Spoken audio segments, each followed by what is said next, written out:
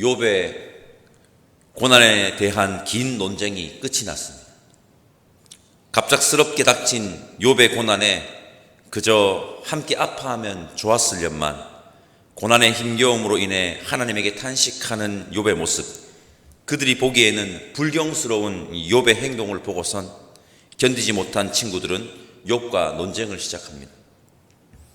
먼저는 욥과 세 친구들과의 그 세 차례의 논쟁을 있었고, 욥도 여러분 친구들의 말을 대받아쳐 한마디도 지지 않았습니다. 그렇게 세 차례의 논박이 이어진 후 엘리후라는 또 다른 한 사람이 욥의 고난에 대해 아주 긴 한마디를 합니다. 그렇게 긴 욥과 욥의 세 친구 엘리바스, 빌닷, 소발 그리고 엘리후 5사람의 논쟁이 끝난 후 드디어 욥기 38장에서 하나님이 등장하십니다. 우리 1절과 2절 말씀 함께 읽어봤으면 좋겠습니다. 1절과 2절 함께 읽겠습니다. 그때에 여호와께서 폭풍우 가운데에서 욥에게 말씀하여 이르시되 무지한 말로 생각을 어둡게 하는 자가 누구냐. 아멘. 욥은 하나님께 탄식했습니다. 하나님이 지금 나를 외면하여 버린 것 같아 절망도 했습니다. 그러나 성도 여러분, 여호와께서 욥에게 말씀하셨다고 욥기 38장 1절은 분명하게 기록하고 있습니다. 하나님께서 욥을 잊지 않고 있었고 욥의 말을 뭡니까? 다 듣고 계셨습니다. 1절 그때에 여호와께서 폭풍우 가운데에서 욥에게 말씀하여 이르시되, 이 구절이 무엇을 말하고 있는지 아십니까? 하나님은 욥을 잊지 않고 계셨다는 것입니다. 하나님은 욥을 잊지 않고 욥의 모든 발언을 듣고 계셨다는 것입니다. 여러분 기억합시다. 하나님은 우리를 잊지 않으십니다. 우리의 모든 말들, 모든 생각들을 경청하시고 알고 계십니다. 우리가 잘하나 못하나 감독한다는 개념만이 아니라 우리 한 사람 한 사람에게 관심이 있으시다는 것입니다. 이 사실 하나만 기억해도 우리의 삶의 모습이 달라질 것입니다. 달라질 수밖에 없습니다. 이거 하나만 잘 기억해도. 2절에서 여호와 하나님은 욥과 욥의 세 친구 그리고 마지막 발언자인 엘리후에게 이렇게 말을 합니다. 무지한 말로 생각을 어둡게 하는 자가 누구냐? 그 자들이 바로 너희들 5이라는 것입니다. 인간들의 지혜라고 여기는 수많은 말들이 진정한 지혜이신 그리고 하나님의 지혜를 드러내지 못한다는 것입니다. 드러내기는커녕 오히려 감추어버린다고 하나님께서 말씀하십니다. 오늘도 말씀드립니다. 인간의 작은 지혜로 하나님을 알 수 없습니다. 이것이 인간이 가질 수 있는 진정한 지혜의 가장 근접한 지혜입니다. 이게. 오늘 함께 예배드리는 우리 모두는 수많은 말들을 여러분 다 내려놓고 잠잠히 여호와 하나님을 묵상하는 것이 하나님의 지혜에 제일 근접한다는 것을 잊지 말고 기억하시기를 간절히 소망합니다. 이게 가장 하나님의 지혜에 근접한 지혜입니다. 하나님은 어리석은 5명에게 참 지혜를 깨닫게 하려고 수많은 질문들을 던집니다. 여러분, 저는 공부를 할 때 이런 말을 들은 적이 있습니다. 고수는 질문에 정답으로 답하지 않고 뭡니까? 질문에 질문으로 답한다. 질문에 질문으로 답을 잘하시는 분이 계시죠? 누구십니까? 바로 예수 그리스도셨습니다. 오늘 본문에도 하나님 당신을 향한 질문들과 말들에 하나하나 따박따박 대답하시지 않고 수많은 질문으로 그들에게 답을 합니다. 하나님의 질문은 욥기 41장까지 이어집니다. 그들은 그 하나님이 쏟아내는 그 질문 앞에 자신이 어떠한 존재인지를 깨닫게 되는 것입니다. 우리 오늘 본문 4절에서 7절까지 말씀 읽어봤으면 좋겠습니다. 4절에서 7절 함께 읽겠습니다. 내가 땅에 기초를 놓을 때에 내가 어디에 있었느냐? 내가 깨달아 알았거든 말할지니라. 누가 그것의 도량법을 정하였는지 누가 그 줄을 그것 위에 띄웠는지 내가 아느냐? 그것의 주추는 무엇 위에 세웠으며 그 모퉁이돌을 누가 놓았느냐? 그때 새벽 별들이 기뻐하며 하나님의 아들들이 다 기뻐 소리를 질렀느니라. 아멘. 내가 땅에 기초를 놓을 때 네가 어디 있었는데? 너희들 중에 한 명도 없었다는 것입니다.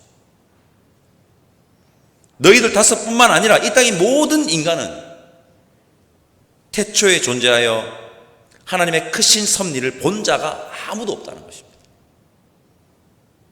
한마디로 여호와 하나님이 창조주 하나님이라서 창조주 하나님이라는 것입니다. 그 하나님의 장엄함 앞에 인간은 작은 존재입니다. 우리 8절에서 15절까지 하나님의 질문들을 다시 한번 함께 읽으며 우리가 어떤 존재인지 우리의 모습을 제대로 바라보는 시간 되면 좋겠습니다. 8절에서 15절 함께 읽어보겠습니다. 바다가 그 모태에서 터져 나올 때에 문으로 그것을 가둔 자가 누구냐? 그때 내가 구름으로 그 옷을 만들고 흑암으로 그 강보를 만들고 한계를 정하여 문빗장을 지르고 이르기를 내가 여기까지 오고 더 넘어가지 못하리니 내 높은 파도가 여기서 그칠지니라 하였노라. 내가 너의 날에 아침에게 명령하였느냐? 새벽에게 그 자리를 일러주었느냐? 그것으로 땅 끝을 붙잡고 악한 자들을 그 땅에서 떨쳐버린 일이 있었느냐? 땅이 변하여 진흙에 인친 것 같이 되었고 그들은 옷같이 나타나되 악인에게는 그 빛이 차단되고 그 높이 든 팔이 꺾이느니라. 아멘. 바다의 경계를 정했다는 겁니다. 바다가 못 넘어오게 하나님께서 딱 질서를 정했다는 겁니다. 제가 31절에서 33절을 읽어보겠습니다. 내가 묘성을 메어 묶을 수 있으며 삼성의 띠를 풀 수 있겠느냐? 너는 별자들을 각각 제때에 이끌어낼 수 있으며 북두성을 다른 별들에게 이끌어갈 수 있겠느냐? 내가 하늘의 궤도를 아느냐? 하늘로 하여금 그 법칙을 땅에 베풀게 하겠느냐? 아멘. 하나님은 여러분 우리가 사는 이 지구라는 자연의 질서뿐만 아니라 뭡니까? 우리의 눈으로는 도저히 다 담을 수도 없는 우주 만물의 질서를 정하시고 운행하시는 하나님이시라는 겁니다. 정말 중요합니다, 여러분. 이것이 31절의 묘성, 지금의 북두칠성을 말하는 것입니다. 그리고 삼성은 뭡니까? 오리온 자리를 말하는 것입니다. 북두성은요, 큰 곰자리를 말하는 것입니다. 별자리들. 지금도 관측되고 예전부터 지금까지 관측되는 그 별들. 우주는 여러분 욥이 살던 그 옛날 욥이 살던 그보다 그 너무 그 옛날부터 지금까지 뭡니까? 질서를 유지한 채 계속 이어지고 있습니다. 지금 우주 안에 별들이 얼마나 많은지 아십니까? 지금 과학시대이지 않습니까? 인간이 우주의 별들을 얼마나 있는지 계산할 수 있게 되었습니다. 그것도 아직까지 한계가 있겠지만 인간이 육안으로 관찰할 수 있는 이 별의 개수는요 2,000개 정도랍니다. 2,000개 정도는 육안으로 관측이 된답니다. 그런데 망원경 등으로 인간이 관측할 수 있는 범위 내에서 별의 개수를 계산하면, 관측하는 것도 아니고 어림잡아서 계산하면, 추정치만 여러분 저도 처음 들어본 단어였습니다. 수였습니다. 알고는 있었지만 이 수를 얘기할 수 일이 없습니다. 우리가 살아가면서 700회 정도라고 합니다. 700회.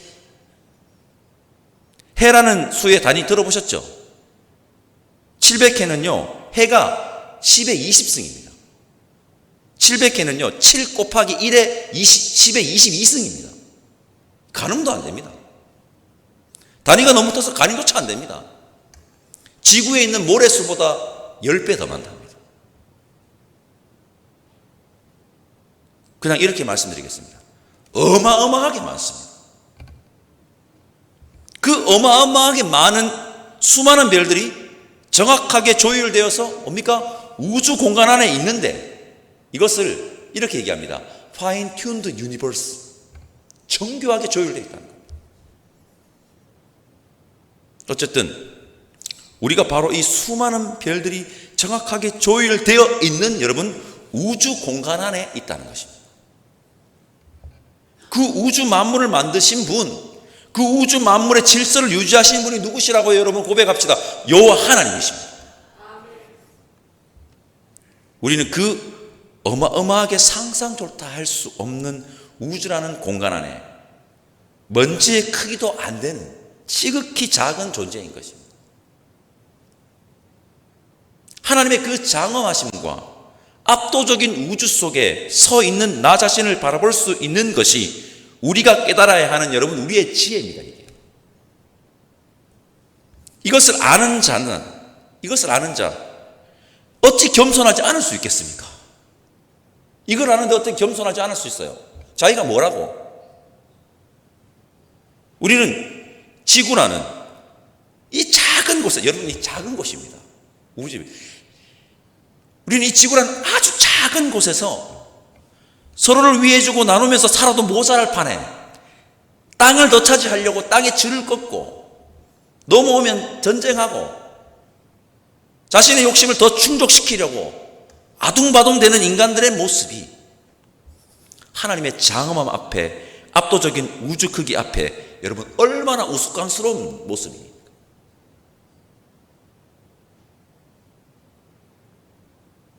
우리 모두 욥기 38장에서 욥과 욥의 세 친구 엘리바스, 빌닷, 소발, 그리고 엘리후에게 하는 이 질문들을 통해서 하나님의 장엄하심과 압도적인 우주 속에 서 있는 지극히 작은 존재라는 그 사실, 그 지혜를 깨달아 겸손히 살아가는 자들이 오늘 함께 예배드리는 우리 모두이기를 간절히 소망합니다. 저의 시선이 향하여 주목한 구절이 있었습니다. 바로 22절과 23절입니다. 우리 함께 22절, 23절 함께 읽어보겠습니다. 내가 눈 곳간에 들어갔었느냐? 우박창고를 보았느냐? 내가 환난 때와 교전과 전쟁의 날을 위하여 이것을 남겨두었노라. 아멘. 제가 이 구절을 공동 번역으로 다시 한번 읽어보겠습니다. 너는 흰 눈을 저장해 둔 곳에 가본 일이 있으며 우박창고에 들어가 본 일이 있느냐? 그것들은 어려운 일이 생기거나 적군이 쳐들어와 전쟁이라도 일어나면 쓰려고 보관해 둔 것들이다. 아멘. 제가 이 구절을 정확하게 보고 해석한 것인지는 모르겠지만 저는 이 구절에서 하나님이 인간에게 관심이 많으시다는 것을 다시 한 번 더 새삼 깨달았습니다. 흰 눈을 저장해 주고 우박 창고를 만드셨는데 그것이 누구 때문에? 압도적인 우주 속에 먼지보다도 더 작은 인생들 때문에 그렇게 했다는 것입니다. 하나님께서.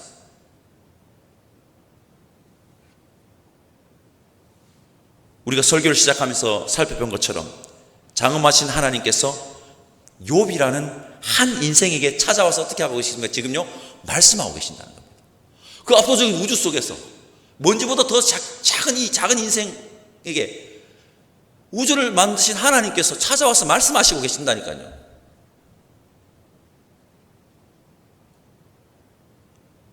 그리고 여러분, 이 욥의 경험, 욥만의 경험입니까? 여러분들도 그 경험하셨지 않습니까? 하셨을 겁니다. 여러분에게 찾아와서 말씀하시지 않았습니까? 여러분, 이것은요, 어마어마한 어메이징한 은혜인 겁니다. 오늘 이 새벽 압도적인 우주 속에 먼지보다 작은 존재인 나라는 존재에 하나님께서 관심을 가지고 계신다는 은혜를 깨달으시는 겸손한 그리스도인들이 우리 되기를 간절히 소망합니다. 성도 여러분, 하나님은 욥을 잊지 않고 계셨습니다. 욥을 잊지 않으셨던 하나님께서 우리 역시 잊지 않으십니다. 절대로 잊지 않으십니다. 우리 하나님은요, 우주 만물을 만드시고 그 질서를 유지하시는 장엄하신 하나님이십니다. 그리고 우리는 하나님이 창조하신 압도적인 우주 속에 지극히 작은 존재라는 것을 깨달아 겸손히 살아가는 자들 되시기를 바랍니다. 이것이 우리가 깨달을 수 있는 가장 하나님의 지혜에 근접한 지혜입니다. 또한 우리가 잊지 말아야 하는 사실, 그런 우리에게 관심이 있으셔서 하나님께서 그런 우리를 위해서 일하신다는 그 놀라운 은혜를 기억하며 은혜와 감격 속에 겸손히 살아가는 자들이 우리 되기를 간절히 소망합니다. 장엄한 하나님의 크심 앞에 바르게 서는 저와 여러분들 되시기를 다시 한번 바랍니다. 기도하겠습니다.